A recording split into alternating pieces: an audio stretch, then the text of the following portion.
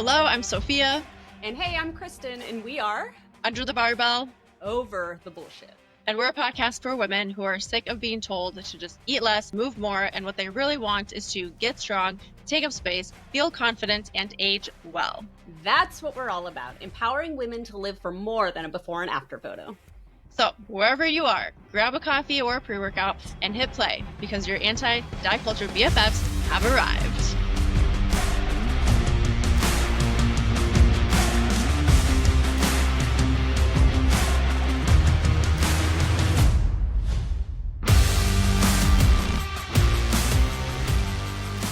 And welcome to our official first episode of our podcast. Hell yeah. And so this is something that we've been doing for the past couple weeks and preparing a couple months. So we're super stoked that you're here. And so in the beginning of each episode, we're just going to kind of bullshit. Like part of our title is Over the Bullshit. So what do you got going on lately? What's new with me? Well, today I had my consultation appointment for a colonoscopy. Fun. Fun. That's exciting. Fun. I don't know about fun. But you know what? Anybody listening out there, if you're over age 45, make sure you get your colonoscopy. Ladies over age 40, make sure you get your annual mammograms. But I was supposed to do this before. I'm 46 now, so I should have actually done this before. However, right when I was about to do it was right before I was diagnosed with breast cancer, and obviously that took precedence. So now that that's all done and behind me, now I have to go forward and do all this other fun stuff. So I'm gonna have to drink that nasty ass thing for like an entire day before it. Like I don't know. I've never done this before. Everyone's like, it's not so bad. I'm like, are you all out your damn mind? Like, this is going to be awful, I think. But you know, I'll be sure one of our future episodes, I'll recount my whole experience for everybody. Yes. What is it What that do you drink? you Like, have? what is it? What is it that you're drinking? It's a prescription. I don't have it yet, but they said it's like, it's a packet of like a powder, and it's going to come with the thing. She said it's like a mason jar. And so I dump the powder in, and it's marked with ounces. So I fill it with like a certain number of ounces, and I mix one of the packets in, and I have to drink it the day before. And then I have the day of, I have to have 2 packets mixed in, and I have to drink that the day of. And it's like, I forget how many ounces. It's a bunch of ounces. But the whole day before, I'm going to have to be on a clear liquid diet. I can't eat anything. It's only like clear liquids is all I can have. So God bless anybody who comes across me that day. I'm going to be miserable and probably not very nice. But yeah, damn. I don't know. I haven't, since my appointment was just this morning, so I haven't gone to get it yet. But yeah, it's some kind of a powder. I'm hopeful it doesn't taste too terrible, but yeah, we'll see. We'll see. What does your shirt say? Like, we my need shirt. to see this. Yes, this is one of my favorites. Actually, it's if I wanted the government in my uterus, I would fuck a senator. Because listen, stay the hell out of my body. Leave my body is not anybody else's business. So yeah, that's my thing. Graphic tees are my love language. I have like a million of them, so I'll be showing those off in every episode. What do you got going on lately?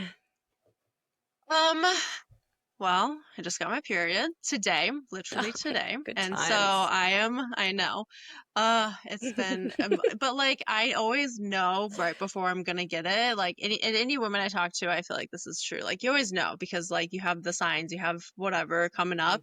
I cry for no reason. And also all the reasons, like I'm crying for no reason. And everything is just hitting me at once in my mind, you know? But otherwise, other than that, doing great. I did watch, so we were talking about tornadoes before this and the weather. Mm-hmm. And I watched the documentary called Twister of the tornado that went through Joplin, Missouri back in like I don't remember what it was exactly. But if you're like, it's fascinating to me, like tornadoes in the sky and weather has always like, I've always had a fascination with it a little bit, especially when I was younger. I had a tornado book and everything. But if I watched that and I was just like, holy shit, like just blown away by the massiveness of it. And there was a survivor of a guy who was in high school and he was in the tornado. He got pulled from the car in the tornado. He was in it. Yeah. And he survived. Mm-hmm. Yeah. No. Yes. Oh man, I've seen this like in my scrolling. I've seen that one, but I'm like, I'm afraid to watch it. I'm afraid it's going to scare me. But What? like what we were saying though earlier before we started recording was I live in Tennessee and we get shit tons of tornadoes.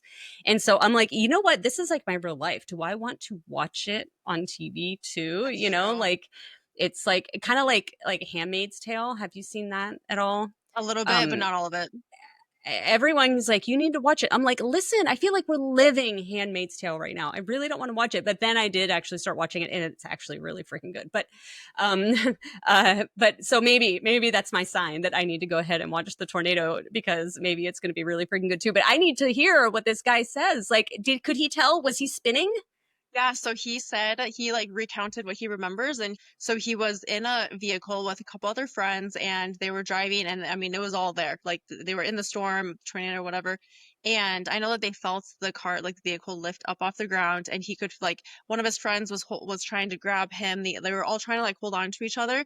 And this boy in specific, or a high school guy, got pulled out. And he remembers getting pulled from the vehicle and he realizes that he's in the tornado and he's in the fetal position. And I think that's really like what, as far as it goes, like, I mean, maybe stuff hitting him, whatever. And then, when it was all said and done, a couple of the friends like found him. He was in and out of consciousness. And this is wild. So something that fascinates me is near death experiences and like where you go when you're unconscious.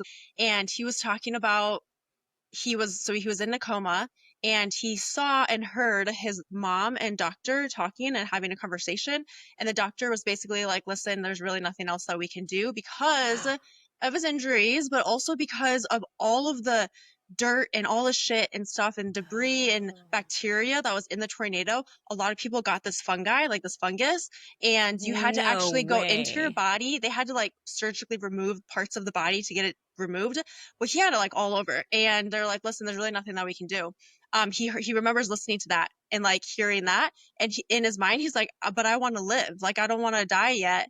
But he couldn't speak, right? That's just like what he remembered. And then he Oh woke my up. God. He woke up eventually, and like obviously in pain, and his body was completely messed up. But then the fungus, now they show what his body looks like from the top, from his waist up. You can see that all that's left is you can see his heart pounding. You can literally see his heart beating because of how What? much they had to take out like of his body. Yeah, like it's wild. So you got to go watch that. Oh my God. Okay. Yes. All And there's other right. I'm stories. There's gonna. other stories too. Like there was a couple there's three others who they were in a group together, and then there's just like different stories and accounts of different people and their experience with the tornado. Wow. So yeah, you got to watch it. It's on All Netflix. right. Okay, fine. You convinced me. I'll watch it. It sounds incredible, honestly. I'm like Mhm. so fascinated. Yeah. Okay. It was great. All So, right. Well, you but yeah, convinced me. that's That's it. way cooler to hear someone talk about than colonoscopies and you know.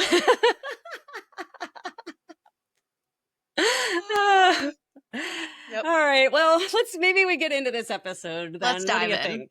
All Yes, let's right. do it. So, this very first episode, basically, we just wanted to talk about why did we create this podcast? What is it about our experiences and our very strong opinions that made us feel like a podcast was the thing to do? So, you want to Mhm. kick it off there, kind of on Yeah. your end of it? What do you think as far as why you wanted to Yeah. do this? Yeah. So first, let's go ahead. I want you to say, because I want to hear it from your mindset. I think maybe you told me a little bit, but like, what made you message me? Because so Kristin here. Kristin is the one Yeah. that had the idea for this podcast and for bringing me on as like a co-host. But I want to like, what went through your head? How did this formulate in your mind before asking me? Tell that. Okay. Yeah, yeah. Actually, I mean, yeah, we did talk about it a little bit, but I don't even think I really told you a ton. So it honestly, just doing a podcast, just in general, was something I've been thinking about doing a lot. I've had a lot of people come to me like, "Hey, have you ever thought of a podcast?" I'm like, I mean, I've thought of it, but I wouldn't have the first clue on how to start, and so I would research and things. And for me, I just feel like all of my favorite podcasts are the ones that have at least one other person on. And so even when I would think about doing it, I'm like, I do not want to do this alone. Like, I just don't think it's going to be as good alone. Like, I feel like I'm better when I can bounce off of somebody and laugh with somebody and, whatever. So I always just kind of put it on the back burner, like I don't even know, what I would do. And for those that don't know, Sophia and I have done some Instagram content together, like collaborations together and things like that. We live in different states, and so we've never actually met in person, but Someday. we've one of these days. But we've met a lot on Zoom for what it's worth, and yeah. So I was like, I'm just thinking, and the world is just becoming more and more a weird place to be. I feel like at this point in June of 2025. And so I'm just looking, and especially as things started picking up, like skinny talk and things like that over on TikTok, and just the diet culture stuff is coming back with a vengeance. Like, I lived through it in the 90s and the early 2000s, and it was horrible then. And I have a lot of people my age that either I'm friends with, and even former clients and things, that are still super messed up in the head from it. And I feel like we had this like little bit of a change, like we shifted a little bit in society when, it was all about being strong, and the big asses, like grow your glutes and do all the things that require us to eat more. And so there was this little bit of this shift where it wasn't quite so diet culture-y. And then we started turning back into it. And I'm like, okay, like this is not good. And I've got to say something. I've got to do something. And so I started thinking about the podcast some more again. And I was like, I know that Sophia used to do one a long time ago. And I know we work well together. And just even philosophically, as far as being coaches, we're pretty on the same page with a lot of things. But at the same time, we're also pretty different people. Like, we're pretty different ages. Like, I technically could, I don't know if I'm Sophia's like weird older aunt or oddly older sister. I don't know. I don't know exactly how that would work out. But just, our life experiences are super different. We live in very different places. Like, and I'm like, I think we're different enough, but we're the same enough also at the same time, that I think this would be a really cool combination for a podcast. And I think that the world just needs voices of reason. The women of the world need to hear other women say, you don't have to starve yourself. You don't have to use all these crazy tactics. Here's a better way. Here's a healthier way. And yeah, and so I wanted to be a part of being that voice of reason. And so I was very nervous, y'all. I literally, and I still have it. It's in my notes app on my phone. Like, I typed out, here's what I'm going to say to Sophia. And I like read it and I edited it. And I'm like, because like she might be like, fuck you very much. Like, I want to do my own podcast. Like, I don't want to do anything with you. And so I was like, I don't know. And I'm like, you know what? You never know if you don't try. It's like asking somebody on a date or some shit. You're like, Shoot I'm your just gonna shot. shoot my shot, see what happens. so, so yeah. So I shot my shot. Does that make sense? Oh. And yeah, I sent it, and then y'all, let me tell you, immediately, like I get this, like I don't even remember what it said. I was like, yes, or something in big capital letters, and then I get a voice memo from her, and like she was just like so damn excited about the whole thing that she's like sending me this voice message in Instagram message, like not even a text. And yeah, and here we are. Yeah. Oh my gosh. I don't think I knew that you had that typed up like Oh yeah, I in still have your it too. Oh my Because god, I go yes. through and I'll Keep delete it. old things. And I'll delete old things sometimes. And I'm like, nope, I'm going to save that one.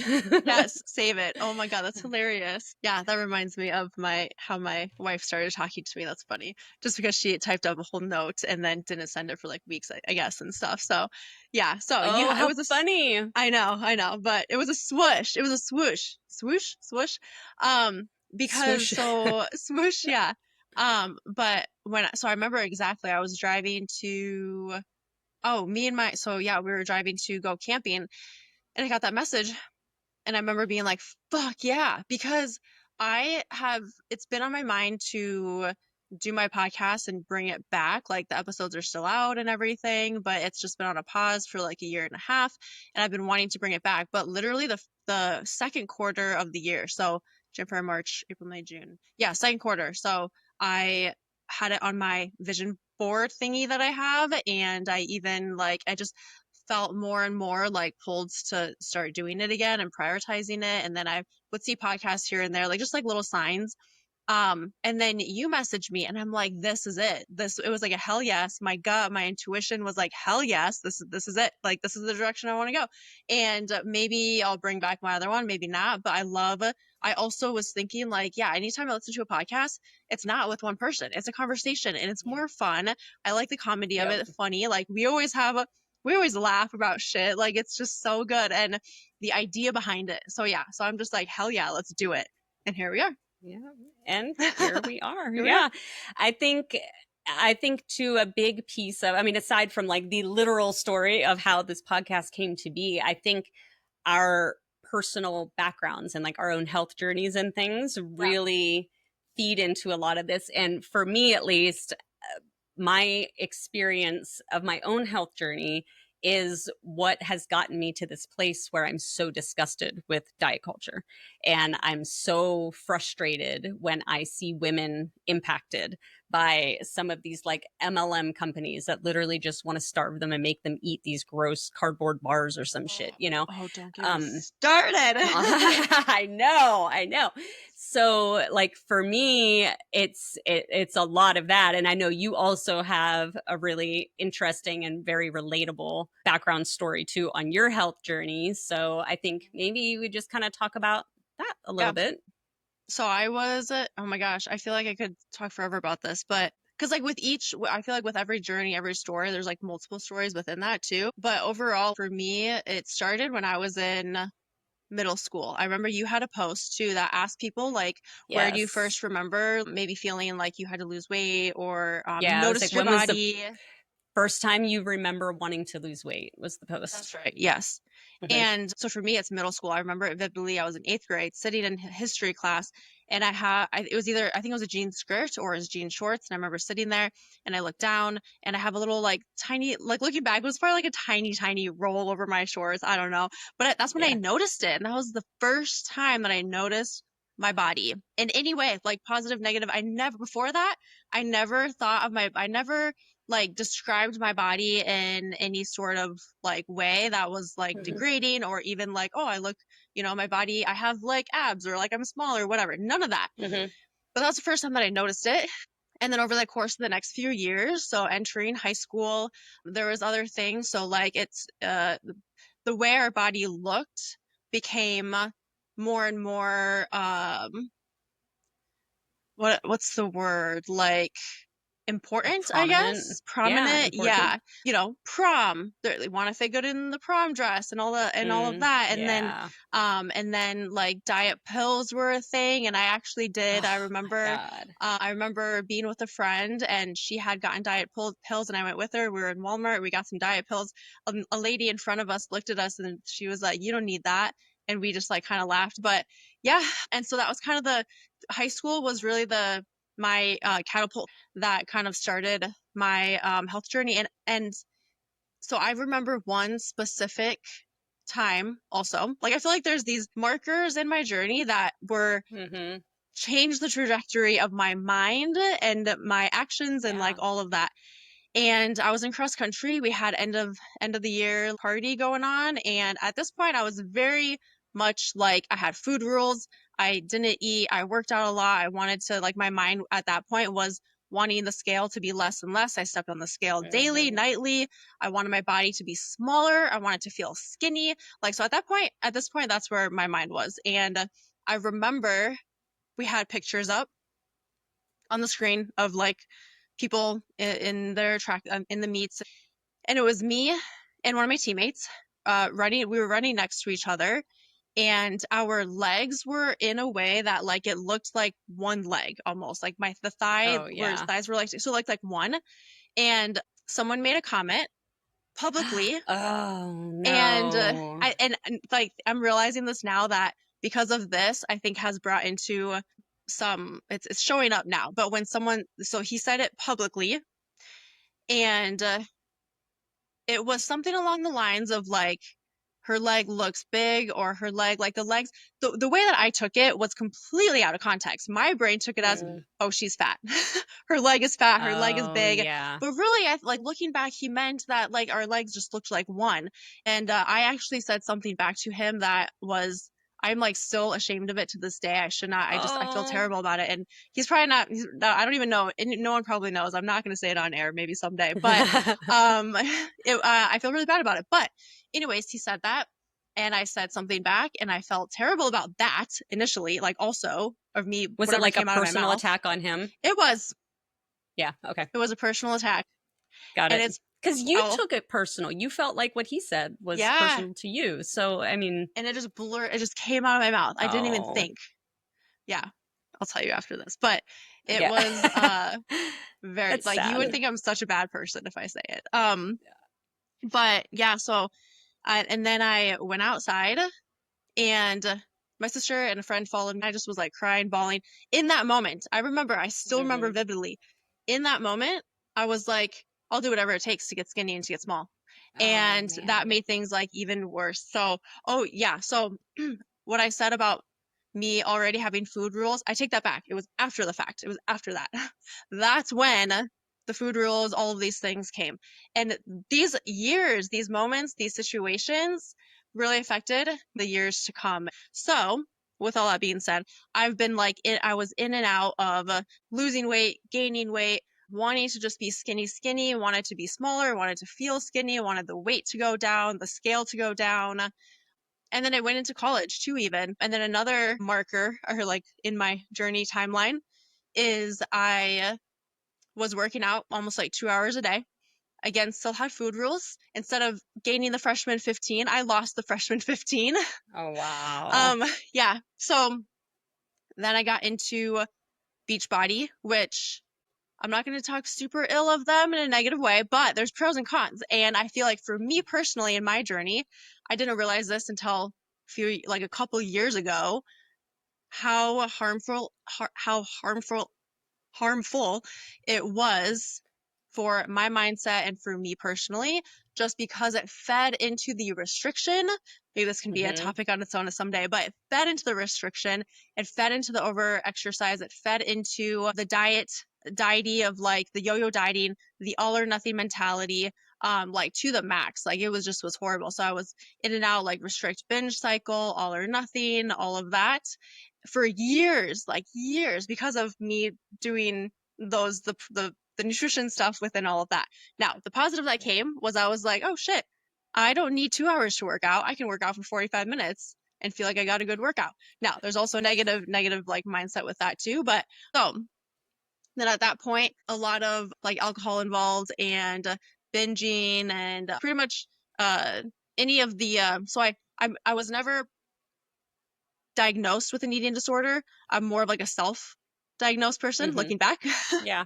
So, but I pretty much any eating disorder you can think of, like I feel like I have been through it. And so, yeah, that's kind of, I tried to make that as short as possible, but like those were kind of the main points that I feel like made a difference in my life, and also how I coach people, and my approach, and why my approach is one of not restricting food, getting away from that all or nothing mentality, lifting weights versus doing just cardio, like taking rest days, not looking at the scale, Yeah. all of that. Yep. Yep. Love it. How did you go? What was the, I guess, process or whatever you want to call it to go from these disordered behaviors into like, I don't have to have these disordered behaviors? Like, was there like a trigger, or was there like Hmm. something that brought that? How did that happen? Okay, so a couple of things. Number one was I became aware. I knew that something had to change because I hated how I would go on a binge at night, and it was more than just overeating. Like, I want to clarify that there is a difference between binging and just overeating. Hmm. This was Yes. like, this was not just overeating, and this happened a lot of the time.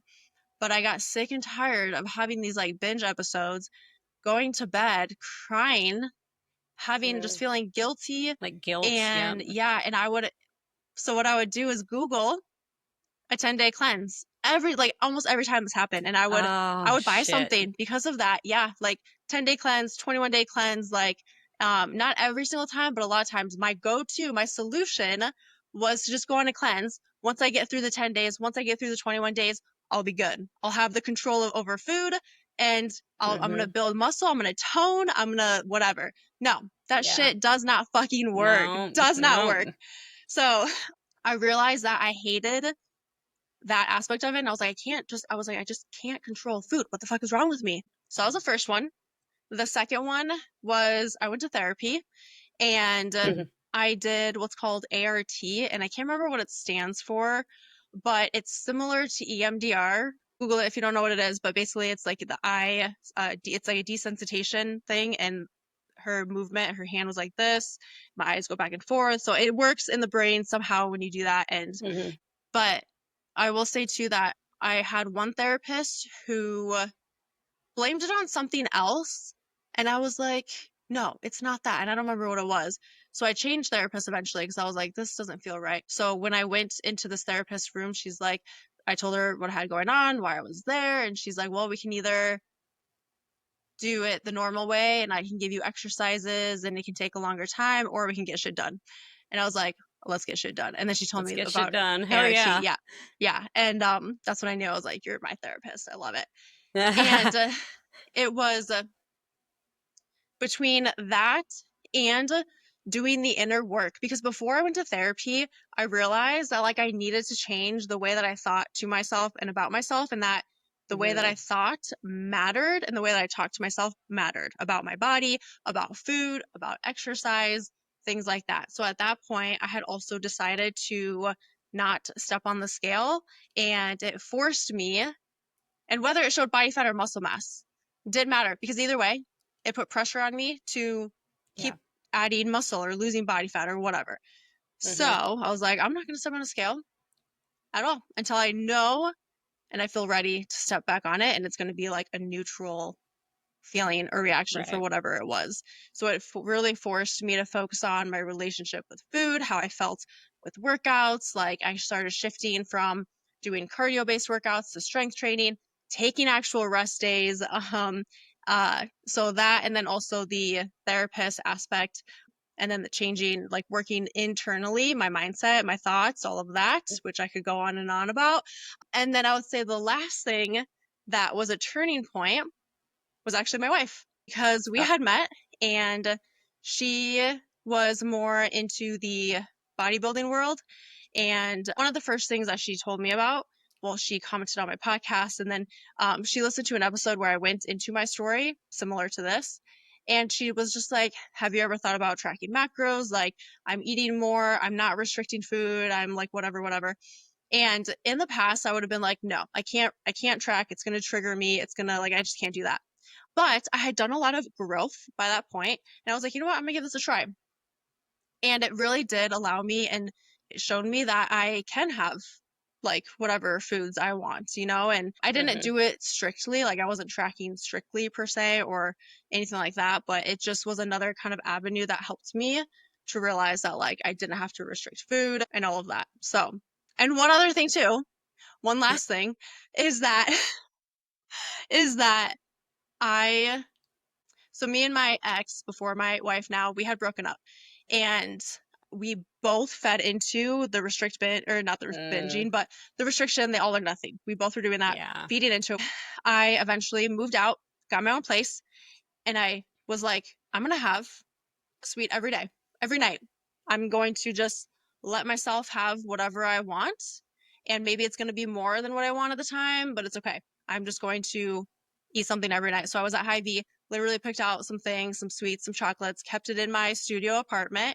And every night after dinner, I would have it. And I was like, good. I would take a bath after that. But every single night, I had something. And I no longer have as much of a sweet tooth as I used to have. So there's Yeah. so much more I could talk about when it comes to There's that, but leaving it at I that. think that is such a huge point though. Like all the other things aside, like I know you probably hear the same thing from you know, whoever, women everywhere, whether it's a potential client or whatever, but I'm just addicted to sugar. I'm addicted to sweets, you know, like that type of thing. And it's like, you know why you're addicted to this, don't you? Or you think you're addicted to this because you're not really addicted to it. If you're addicted to it, you would be hiding in the closet with a sugar bowl. You're not. So you're not addicted Mhm. to sugar. But you know why you think you're addicted to it? Because you refuse to let yourself have it. And Yes. we always want what we can't have, right? So Yes. when you all of a sudden allow yourself, like I love to buy every Halloween and every Easter. Those are like my two yearly touch points. I buy a shit ton of candy, Halloween candy and Easter candy, because it's always the small, like sizes of things, you know, like the trick or treat things. And I just keep them in my pantry. And all of my Halloween shit will last me all the way until Easter. And it's like, okay, time to restock. Then I go buy Mhm.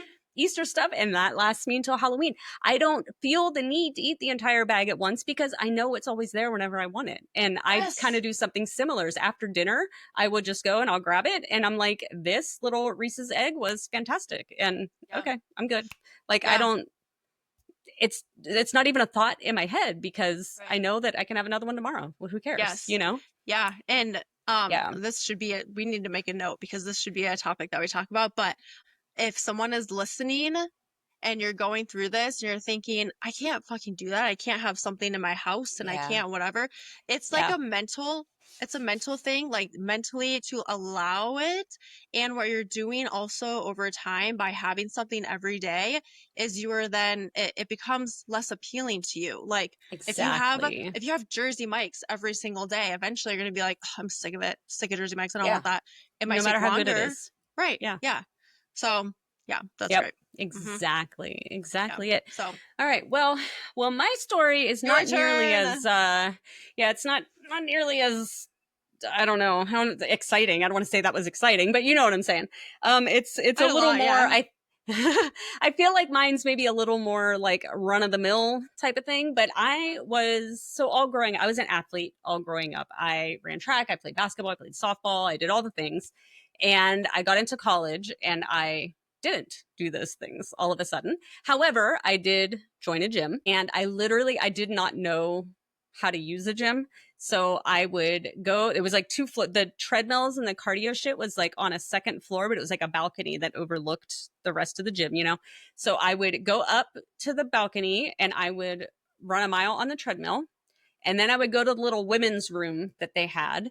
And I have to say, the women's room, I've come around to the women's room. It used to piss me off that there was a separate women's room because I was like, because I think my issue with it is a lot of gyms will have the separate women's room, but that's where they will put like the tiny dumbbells and the, you know, like it's how they stock the women's room is my problem. But I've come around to understanding that a lot of women need or feel that they need that private space to get the courage to go out on the main gym floor. So I have come around to the concept of the women's room. I just really wish that any gyms, if you're listening, stock that shit with the barbells and the heavy dumbbells and the machines and all the same stuff you have outside. Because that's when you throw in a bunch of treadmills and little dumbbells. It's like, what are you saying to women when you do that? But Right. totally digress. By the way, guys, I have ADHD if you can't tell. Hey, So we we're going both to have cycle ADHD. back. We're going to circle back to the actual point of this conversation. But I would go into little women's room and I would do like laying leg curls for my hamstrings. And I would do like seated leg extensions for my quads. And I did not know anything else to do. So that is literally all I would do. I would go in there multiple days a week and I would run a mile on the treadmill, leg extensions, leg curls, go home. That was it. I didn't know what else to do. So, but I did not gain much weight, even though I had stopped like all the sports I was doing. Partly from that, and also partly because like I really went out dancing way too often, which the dancing part's not so bad. It's the alcohol that came with the dancing part that was pretty bad. But I was like, you know what? Listen, I am burning so many calories on this dance floor because when I'm drinking, I am like, I don't know I'm like fucking Beyonce or some shit. Like I can do it all, or so I think. Video says otherwise, but um, But yeah, so anyway, so I go through college, whatever, doing all that. And I meet my husband, we move, and I I don't know. I think we just got comfortable. Like I moved to Vegas. And so we lived in Vegas, and we just, we didn't do much. We sat around, we watched TV, we ate a lot of great food that we would make at home together because we liked to make some foods together and things. And then there was always either like Angry Orchard or beer or something with like every meal, a bottle of wine, all that shit with every single meal. And so I really think alcohol was like a big part of this. But I had an injury from the 7th grade. I was sliding into second base playing softball, and instead of my foot going up over second base, it jammed into the side of it, and it popped something in my ankle. And they didn't fix it right back then. And so fast forward, I have my son when I'm 30. During my pregnancy, I was miserable. I don't know if it was the added weight of him being pregnant or what it was, but my ankle was hurting so bad. So a year or two after he was born, I went in for a consultation. It turned out it was all full of arthritis and whatever. And the only thing that they could do is basically clear out the arthritis and fuse that joint together. So I have a couple of screws in my ankle. Like I can't move my foot side to side, my right foot. I can go up and down, but I cannot go side to side. And because I don't have that joint anymore. And through that, that was months of recovery for that, where I could not put my weight on that foot or anything. And I literally was just sitting. And that was timed up perfectly with when Pinterest came out and like all these amazing recipes were coming out all over Pinterest and shit. Like the buffalo chicken dip. I feel like I remember so much all the time. And so I literally couldn't move. I was trapped at home. So I'm just like making all these recipes with my little knee cart, So I'm eating all this super high calorie food and I can't move my body. So consequently, of course, I gained a shit ton of weight during that. And shit ton of weight to me at that time was about 25, almost, yeah, about 25 pounds. And I'm small. I'm like 5'1". Like that's a lot of weight for a tiny human. And I'm petite too. Like I have very small bone structure. So that much weight, and it all went right to my stomach. It was like a big old spare tire right around my gut. And I remember thinking that, and I'm like, why am I like this?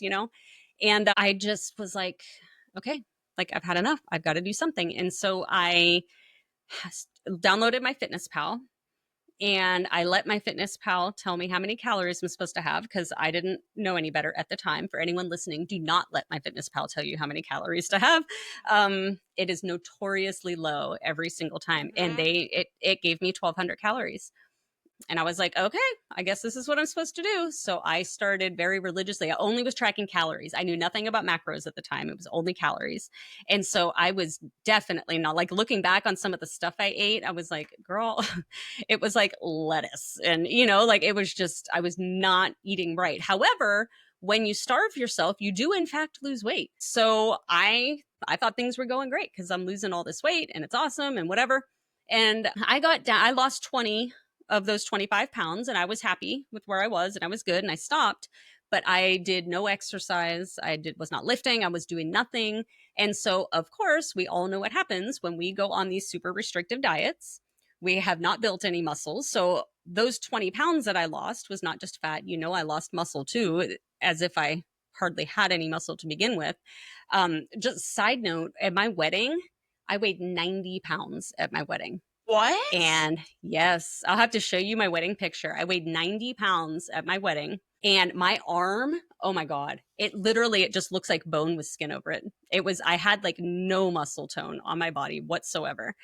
And it was stress. So when I get stressed, I would lose weight. And what's crazy, like I'm about 120 right now. So imagine me 30 pounds less than what you're looking at right now. It's just craziness.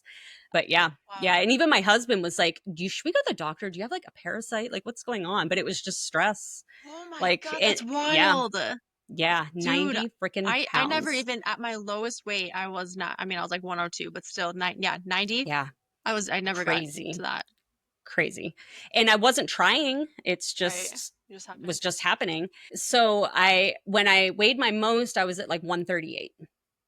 And like 115, 110, 115 was where I was comfortable. And just from high school, like I remembered being around like 110 or 115, and I felt comfortable with that. I was eating a crap ton at the time, whatever. And so I lost the weight and I got down to about 115. But like I said, I was not doing anything. I was on this super restrictive diet. So we could talk about metabolic adaptation and whatever else. That's another episode. But, my metabolism adapted down and I was building no muscle because I was not lifting. I wasn't doing anything. I was not eating enough protein. So I didn't retain any muscle either, really. And so when I stopped tracking and stopped restricting those calories, you can bet I gained all my weight back. And so fast forward, didn't do anything about it for a while. I just stayed overweight for quite a while. And then I remember it was 2017. It was a summer. I was a teacher. I was a math teacher at the time. And summer came and I was like, okay, this summer, like I got to get a handle on this. I want to feel better. And so I made a post on Facebook because our school district had like a wellness center that teachers could go to for free, but it was way on the opposite side of town from where I live, of course. And so I just made a post. I was like, hey, like, can someone tell me what I need to take? Like, how do I go to this place? What do we do? And I have a friend who lives near me that was like, listen, I go to a gym that's not far from you. I can bring a guest for free. Why don't you just join me? And I'm like, okay, why not? Sure. And she was following a strength training program. And so I just basically copied whatever she did. It was called Alpha Female or something like that was the name of the program. And I was like, okay, sure. So I just copied what she did. And that's when I started lifting. And I was like, oh shit, like this is actually pretty badass. Like I kind of like this. And she alluded to macros to me. She didn't really teach them to me, but she kind of told me what they are and that like this was a better way of going about it. And so I read the book Thinner, Leaner, Stronger by Mike Matthews, the guy who runs Legion Supplement Company. And I read that book and I learned all about macros from that book. And so I started tracking. I was appalled by how little protein I was eating. I knew I wasn't eating much, but I was truly shocked by actually how little I was eating. And yeah, and kind of the rest is history from there.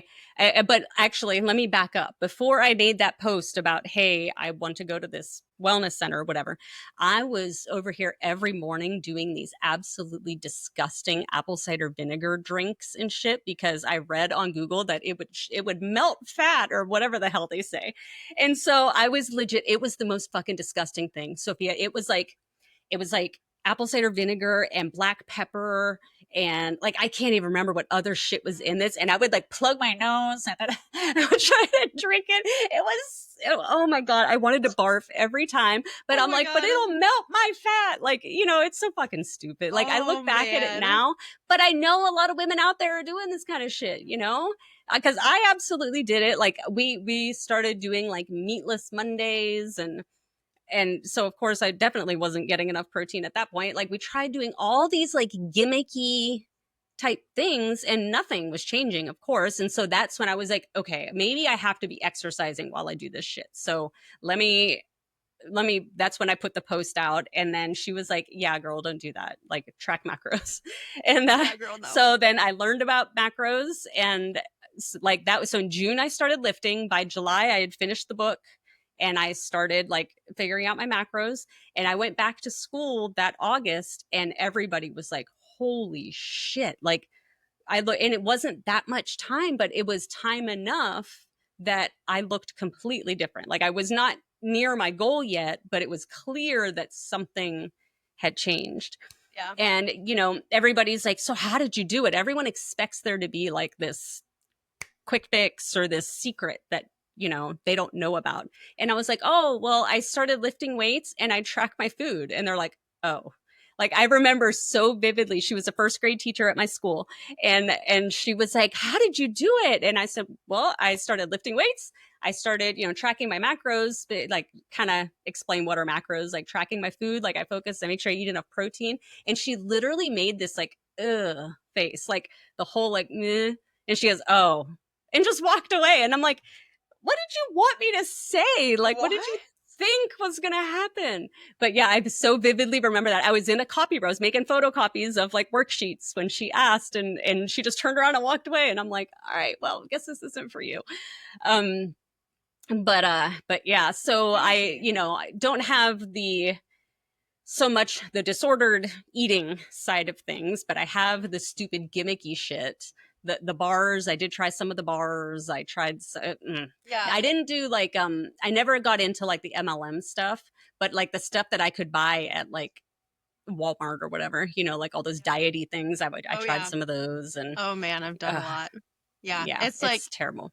and it's cool to hear more of your story now because there's some of that I had no idea. Like now that I think about it, I don't think I knew anything about where, like how Yeah, came to be here and all of that. So yeah, I feel like we have, it's very different, like what happened with you and your experience, and then also me. Like, yeah, wild, it's crazy. it's like two totally different paths, but we ended up kind of at the same place, you know? Yeah, And it yeah, was as I was like getting stronger and like clearly making progress and whatever, I was like, I think I want to be a power lifter. Like that would be cool. And at some point in that, it was right around somewhere around 6 months or so into lifting is when I started being like, I just want to lift more. Like I'm way more worried about how much weight I can put on the bar than how much weight was on the scale, you know, and I wasn't to my goal yet. I wanted to get down to about 110 was like my random arbitrary goal number that everybody always has. And pretty much the second I hit 110, I was like, okay, time to feed up. And I knew like, cause I had learned enough it took yeah, me a year. I had a whole year. It was like literally June to June. I have this like before and after picture, which is crazy. And I was like, and I knew that I needed to reverse my calories up and start eating more and start lifting more. And that was just it. And I started powerlifting shortly after that, which made an even larger focus. And to me, and what I tell like the ladies that I work with too, like powerlifting for me, like gave me purpose. I feel like a lot of people have this journey where they get to whatever weight they decide they want to be, and then they don't know what to do with themselves. And it's like, powerlifting kept me going. It kept giving me a goal because it's like you might have a meet coming up and you need to lift more weight, so you've got to stay on top of your protein, stay on top of your lifting. Whereas I feel like with a lot of people, they only work out until they get to that point, and then they're like, okay, well I'm done. And then of course they gain all their weight back. But it's yeah, like this journey doesn't end. It never ends. And so powerlifting gave me that purpose to not ever let the journey end. And however, what is it, 8 or something years later, I'm still doing it, and ultimately ended up quitting teaching to coach because I was like so passionate about it. how did you find powerlifting? How did this come into your life? Um, Kind of accidentally. So I had mentioned to my husband, so at the gym we were at the time had tons of bodybuilders. And I talked to a couple of people about it, and I'm like, there's no flipped way. Like, I need to eat. There's no way I could do, God bless them. Like, I totally respect it. Nothing negative at all to say about it. It is not for me. And I said to my husband once, I was like, if there was like some kind of competition where it was just like lift more weight, I could do that. Like, I didn't even know what powerlifting was. Like, I Oh, just yeah, randomly said that. I was like, but I don't think I want to do the whole like get super skinny and be in a bikini thing. And so at some point, there was a coach at that gym where we were, and I was deadlifting, I think. So I was like, I was squatting, I was deadlifting, I was benching, I was doing all that stuff, just not in like a powerlifting focus. And the one coach that was there, he was working with some other people and he had chalk. And he had asked me if I wanted the chalk. And I was like, oh, I don't know. Should I use chalk? Like I'd never had it. So he taught me how to use it. And he was like, here, just, put it over in that locker. When you're done with it, I got to go. I'm like, okay, cool. Thanks. And so I used it, and I started kind of like that interaction with him. Like, it was so smooth on his part. Because of that interaction with him, I started like kind of paying a little more attention because it was like a familiar face, someone I could say hi to and whatever in the gym. And I realized that he's coaching a lot of women. And so I had tendonitis in my shoulder. And I told my husband, I was like, I know my form is bad on something. That's what created my tendonitis issue, is I have something wrong with my form. I was like, maybe I'll reach out to that guy that let me use the chalk and see like if I can hire him even for like a handful of sessions or something, just to check my form and whatever. So I did. And it turns out I had no idea he's a powerlifting coach. And he's like, so I know, like, I saw you deadlifting. I know you do whatever. He's like, what if I told you that you could go do a meet and get state records? And I was like, what? And yeah, you know why I could go to that meet and get state records? Because I weighed 112 pounds and there were no other 112-pound 40-year-old women powerlifting. Yeah. So there was like literally, I said I could have shown up there and picked up the bar and set a record, but he didn't tell me that at the time. He made it seem like, you know, I was like some super strong, Yeah. you know, whatever, and that I'm going to be able to break all these records. Like, yeah, break records that don't exist because nobody else had done it before. Yeah. But that's okay, whatever. And so anyway, yeah, but that was super appealing to me. And I'm a competitor anyway. Like I said, I'd played sports all through high school and everything. So the idea of being an adult and still being able to compete in something besides a 5K was pretty appealing to me. And yeah, and that's, so I ended up, I can't remember, I worked with him for maybe 2-ish years or so, and then he left the gym, and then the coach that I'm with now, he's online, and I've been with him now for I think 3 years. Oh, damn, nice. Yeah. So have you ever told that first coach that like he's kind of the reason why you are doing powerlifting and stuff? Oh, he knows. Oh, he knows. Yeah. Okay. Yeah, he knows. Like he knew even from that, because when the gym we were at, they actually like reached out to me as far as becoming a coach. Okay. I had gotten my certification in nutrition coaching, and I'd never really said anything to anybody about it. I was just kind of doing it on my own, kind of off to the side. And somebody said something to the owner of the gym. And so he was like, hey, and he's like, what do you think about being a trainer? And I was like, really? Like, I obviously nutrition I wanted to do, but I hadn't thought about training, like exercise training. And he was like, yeah. So like I had a mentor through them that I shadowed her for a year. And like my coach, then I became like, my coach was my coach, but also my peer kind of thing. So yeah, so he was there for like my whole, the whole pretty much journey until he ended up quitting. He quit, I think at 2021. I want to say he quit like right after COVID. Yeah. Nice. So wild. Oh crazy. my gosh. Yeah. I had no idea that your story with all of that. That's cool. Yeah. And I think that like, so when it comes to this podcast too, like we wanted to be able to share where we came from, because I mean, we have credentials, we have like the things, but I think one of the most powerful credential is experience, and each of the stories that we bring and the different like aspects and viewpoints of diet culture too. Like I feel like between me and you, we could talk about anything and everything. Yeah. We've experienced it all. Yeah. And that's exactly like circling all the way back to the beginning. And when I reached out to you initially, I was like, Sophia would be perfect because we're so alike, but we're also so different that like the kinds of perspectives that we would bring just from our own lived experience, I think is going to be very cool as this podcast goes on. Yes, I agree. Oh my gosh. I'm so glad you asked me. I feel so honored. I'm so glad you said yes, because I was nervous. I'm like, shit. What if she says no, and then I feel like a dumbass? I know. And then what would you have done? I don't know. I would have been like, well, I guess I'm not doing a podcast. Like, yeah. Oh, it's sad. No, this is good. But yeah. So, you know what? I think cool. We didn't talk about this, but I think this would be a good time to bring up and bring in if anyone listening has like topics that they want us to talk about, whether it is fitness related, nutrition related, or just tell us a story. What is your story? Like, why are you listening to us? Well, why are you wanting to, whether it's weight loss or lose body fat or get strong, like why are you wanting to do the things that you do, and what's confusing to you? And have you had a story when it comes to diet culture and the shit that comes with it? We would love to hear that, whether it's a story or a question or something you want us to talk about when it comes to that. I think the best way is probably through Instagram message or email. We have an email. Can I say the email? Yeah, totally. Okay. Say it.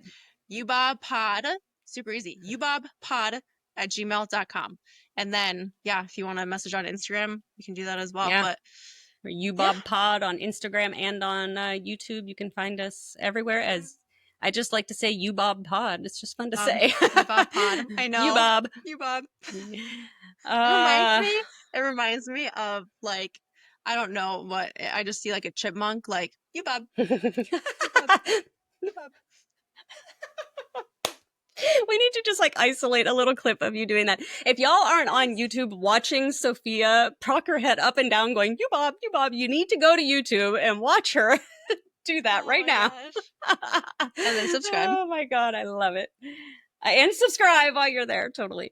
ubob pod. Subscribe, share it with your friends, all the things. Help make us successful, guys. Yeah. Come on. We So just want listeners. We yeah, want a that's all we community. want. That's also, so That's what we I want. wanted to talk about this. This is a community and a movement. I really want this podcast and the messaging that we have in us for it to be a community and a movement of like, we Yes. are a tribe of people wanting to just fucking get over, say F you, middle Fucking finger fuck. to diet culture. And yeah, like building each other up and just cheering each other Yeah. on, and like have a space, go to our socials, like interact on our posts and things, man. Share us like your most recent PR or whatever the fuck. Like we that want to too. we want to hear from y'all. We want to celebrate you. And that's, that's what communities do. And bring your friends along for the ride as well. Yeah. And even like, I would love to like share some of that on here. I mean, we can do so anonymously, but, yeah. shout outs Or to, tell us if we can use your name. Tell us whether we can use your name or not. If you'd rather stay anonymous, then tell us to keep you anonymous. Yes, that's true. I think that'd be cool to do some shout outs and things. So yeah. Okay.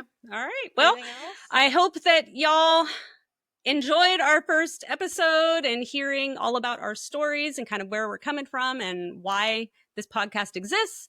And I hope you will subscribe wherever it is that you're listening to podcasts, Spotify, Apple, whatever. And also remember YouTube, Instagram, ubobpod. We'd love to see you there.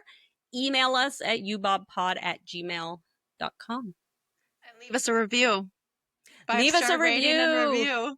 5-star. Yes. Oh, we could read the reviews too. If you leave us an awesome review, we will totally read your review on an episode. And actually now, ideas are coming to my mind. We'll maybe do like a giveaway or something, or like send you something sweet. Ooh. But yeah. And when this comes out, there might be a giveaway going on. So yeah, keep an eye on the socials. Yeah. Okay, cool. Okay. Cool shit. Well, all right. Yeah, cool shit. Okay. That's it. All right. Bye guys.